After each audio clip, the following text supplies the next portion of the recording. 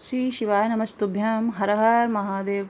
12 जून चाकरवाड़ी भीड़ में इतनी अधिक मात्रा में बारिश और आंधी तूफान आया था, जिसका दृश्य देखकर सभी लोगों का यह अनुमान था कि आज शिव पुराण कथा नहीं हो पाएगी, जिसका हमने आज सुबह एक वीडियो भी बनाया था कि आज शायद ही शिव पुराण कथा हो पाए, पर प्रशासन और समिति की मेहनत ही है जो आज शिव पुराण कथा हो पाई। आज की कथा में गुरुजी पंडित प्रदीप मिश्रा जी ने यह महत्वपूर्ण जानकारियाँ दी। अगर आप जिस मंदिर में जाते हैं वहाँ पर पूजन अर्चन कर रहे हैं, पशुपतिनाथ व्रत कर रहे हैं, पर अगर आपको वहाँ पर ना जाने दिया जाए तो आप अपना पशुपतिनाथ व्रत किस प्रकार से पूर्ण कर सकते हैं। इसके साथ ही साथ आज गुरुजी ने बताया कि शिवलिंग को प्राण प्रतिष्ठान की आवश्यकता नहीं होती है। इसके साथ ही साथ कल 14 जून है, आषाढ़ माह का पहला शनिवार का दिन है।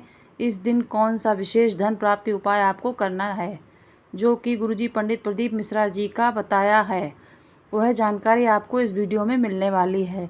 आज की कथा में गुरुजी पंडित प्रदीप मिश्रा जी ने कुल 12 उपाय, पत्र और उपयोगी जानकारियाँ दी हैं। सभी की जानकारी आपको इस वीडियो में के माध्यम से मिलने वाली है। अगर किन्हीं कारणवश आपने आज की कथा नहीं सुन पाई है तो संपूर्ण कथा का अस्तित्व आपको इस छोटे से वीडियो से प्राप्त होने वाला है। बढ़ते हैं आज की कथा की पहली विशेष जानकारी की ओर। काशी की शिव पुराण कथा में गुरुजी ने कहा कि हमने पहले भी आपको बताया, जब कोई बहुत अधिक मात्रा में शंकर भगवान के मंत्र का उच्चारण करना शुरू कर देता है तो शंकर भगवान भी अपने अंश का एक भाग उसे प्रदान कर देते हैं। जितना भगवान को भजोगे उतना बल, उतना विश्वास, उतना तेज शंकर उस व्यक्ति को देना शुरू कर देते हैं। बढ़ते हैं आज की कथा की दूसरी विशेष जानकारी की ओर।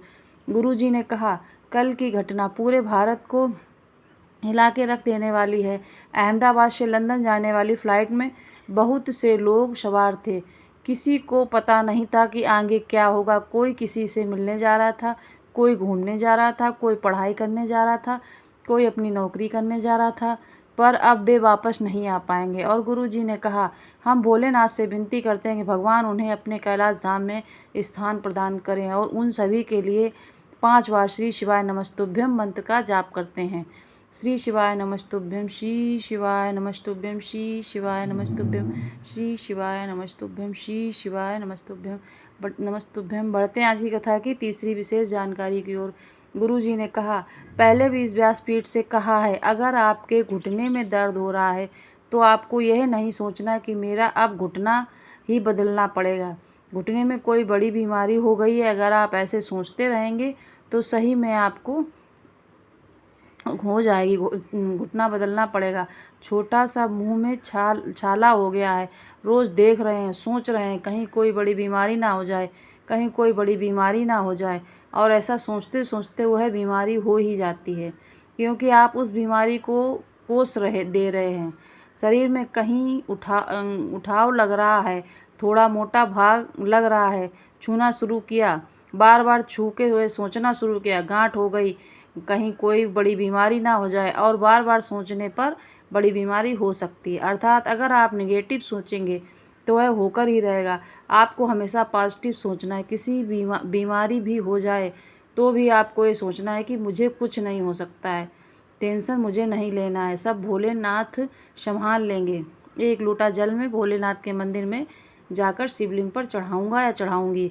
डॉक्टर जो दवाई देगा वह दवाई कुंदकेश्वर महादेव का नाम लेकर खाऊंगा, और कुछ भी मेरे साथ गलत नहीं हो सकता है। ऐसा जब आप सोचना शुरू कर देते हैं, अगर कोई बड़ी बीमारी भी हो जाती है तो वह आपसे दूर हो जाती है, क्योंकि वह भी सोचने लगती है कि यह तो मुझे कोस दे ही नहीं रहा है, मतलब हमें इम्पोर्टेंस दे ही नहीं रहा। पढ़ते हैं आज की कथा की चौथी विशेष जानकारी की ओर। मनीषा जी पत्र लेकर आईं, जिसमें उन्होंने लिखा, अच्छी पढ़ाई करने के बाद भी मेरी बेटी की नौकरी नहीं लग रही थी। वह लगातार प्रयास कर रही थी, पर हारने के कारण उसकी हिम्मत टूट गई। मैंने मेरी बेटी से कहा, हिम्मत मत हारो, अधिक मेहनत करो, इसके साथ ही साथ पशुपतिनाथ व्रत करो। सीहोर की कांवड़ यात्रा भी मैंने शामिल हो गई। बेटी ने ऐसा ही किया, और पहले ही दिया हुआ एक एग्ज़ाम उसका क्लियर हो गया, और साथ ही साथ प्रयोगशाला वैज्ञानिक के पद में वह चयन हो गया।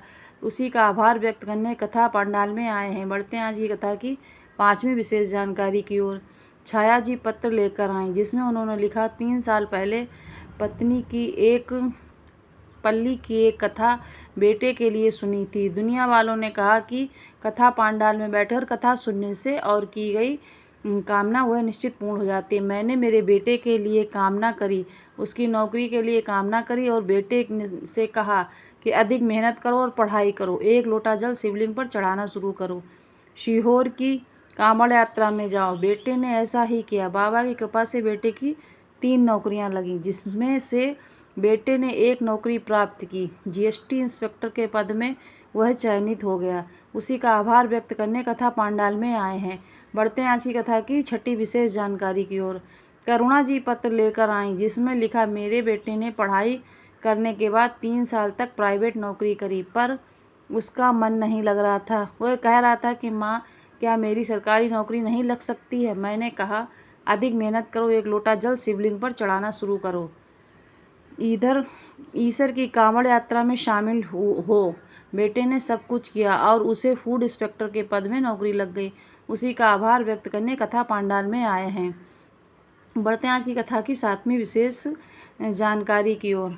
शीला जी पत्र लेकर आईं, जिसमें लिखा, गुरुजी, आपने मेरे पति को जीवन दान दिया। मेरे पति के मुंह में छाला हो गया था। डॉक्टर को दिखाया तो डॉक्टर ने कैंसर बता दिया था। डॉक्टर ने कीमो की भी बोल दिया था। पति बहुत घबरा गए, अब क्या होगा? मैंने कहा, टेंशन मत लो, गुरुजी कहते हैं कि डॉक्टर शिव का रूप होते हैं, जो बोलें सब चीज़ करो। शिव पर चढ़े हुए जल का आचमन करो। हमने कीमो भी करवाया, शिव पर चढ़े हुए जल का आचमन भी करवाया। देवर जी सीहोर से कुबरेश्वर धाम से रुद्राक्ष लेकर आ गए। रुद्राक्ष वाला जल शिवलिंग पर चढ़ाकर पति को देना शुरू किया। अगली बार जब रिपोर्ट आई तो सभी रिपोर्ट नॉर्मल आ गई। उसी का आभार व्यक्त करने कथा पांडाल में आए हैं। बढ़ते हैं आज की कथा की 8वीं विशेष जानकारी की ओर। गुरु जी ने कहा, कोई व्यक्ति भगवान शंकर का कोई भी व्रत करता है, अब चाहे पशुपतिनाथ व्रत, 16 सोमवार व्रत हो या सभी देवी देवता ये सोचते हैं कि इसका व्रत जल्दी से पूर्ण हो जाएगा। अगर भोलेनाथ पहुंच गए तो उसके ललाट में भी जो नहीं होगा वह उसे प्रदान कर देंगे। बढ़ते हैं आज की कथा की 9वीं विशेष जानकारी। पल्लवी जी पत्र लिखकर आईं, जिसमें उन्होंने लिखा, जब मैं 6 महीने की गर्भवती हुई तो डॉक्टर ने बताया कि आपके गर्भ में बच्चे से बड़ी गठान हुई है और उसकी जांच हुई है और मुंबई से रिपोर्ट आई तो पता चला कैंसर है। सब परेशान हो गए। बहन और माँ ने पशुपतिनाथ व्रत करने को कहा और कहा कि भोलेनाथ पर विश्वास रखो, सब अच्छा हो जाएगा। मैंने व्रत किया, रुद्राक्ष के जल का आचमन करना शुरू किया, कथा सुनती और अगली बार जब जांच कराई तो सभी रिपोर्ट नॉर्मल आ गई। कैंसर मेरा समाप्त हो गया। उसी का आभार व्यक्त करने कथा पांडाल में आए। बढ़ते हैं आज की कथा की 10वीं विशेष जानकारी की ओर। गुरु जी ने कहा, एक महिला ने काफ़ी अच्छा पत्र लिखा था, जो पत्र तो नहीं है मिल रहा है पर हम आपको बता दें। उसमें लिखा था, हमारे गांव में एक मंदिर है और सभी महिलाएं उस मंदिर में पूजन अर्चना और व्रत करने जाती हैं, पर किसी ने वहां पर ताला लगा दिया और यह भी लिख दिया कि महिलाएं यहाँ पर व्रत करने ना आएँ, तो हम अपना पशुपतिनाथ व्रत कैसे पूर्ण करें।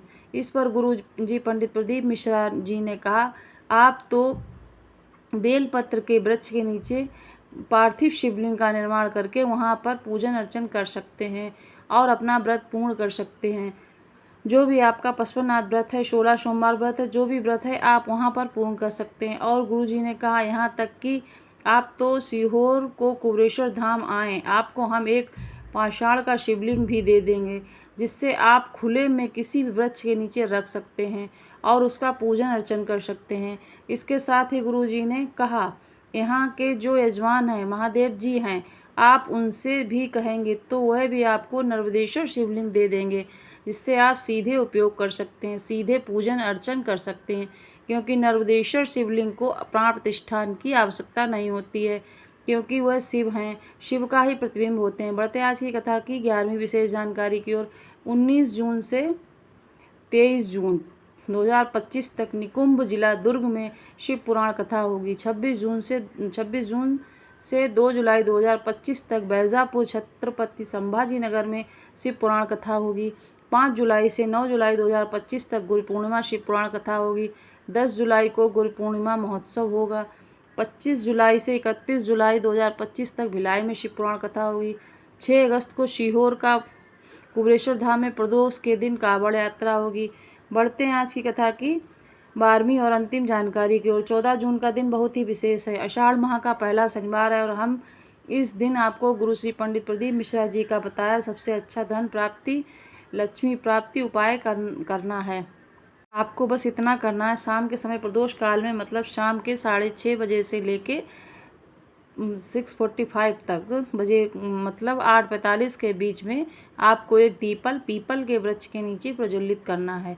ये दीपक गोल बाती का रहेगा। लक्ष्मी और नारायण के निमित्त ये दीपक रहेगा और इस दीपक में आप घी या तेल का उपयोग कर सकते हैं। प्रदोष काल के समय शनिवार के दिन आपको यह दीप प्रज्वलित करना है। यह करने से लक्ष्मी के साथ साथ नारायण भी आपके घर में प्रवेश कर जाते हैं और आपके घर को धन धान्य से परिपूर्ण कर देते हैं। काफ़ी अच्छा धन प्राप्ति उपाय है। 14 जून को अवश्य कीजिएगा। वीडियो में बताई गई जानकारी थोड़ी भी उपयोगी लगी हो तो कमेंट करके बताइए। श्री शिवाय नमस्तुभ्यम जरूर लिखिएगा। अगर और कोई जानकारी आपको चाहिए हो तो आप हमसे पूछ सकते हैं। इस समय डेली हम आपको वीडियो नहीं डाल पा रहे हैं, महाराज जी की कथा की भी नहीं डाल पा रहे क्योंकि इस समय हम बाहर आए हुए हैं और इस समय हम हिमाचल में हैं। पराशर ऋषि जी जो हैं उनके आश्रम और जो यहाँ शक्तिपीठ हैं, जो हमारी 51 शक्तिपीठ हैं उसमें से बहुत सारी शक्तिपीठ 51 में यहाँ पर हिमाचल प्रदेश में है, तो उन्हीं के दर्शन करने हम आए हुए हैं। इन सब के वीडियो हम आपके पास धीरे धीरे पहुँचाएँगे। अगर इसमें से किसी भी पराशर ऋषि आश्रम क्या होता है, क्या कुछ जानकारी आपको चाहिए, आपको कुछ पता है इनके बारे में तो हमें कमेंट करके बताइए। और आप कहाँ से सुन रहे हैं कथा। श्री शिवाय नमस्तुभ्यम।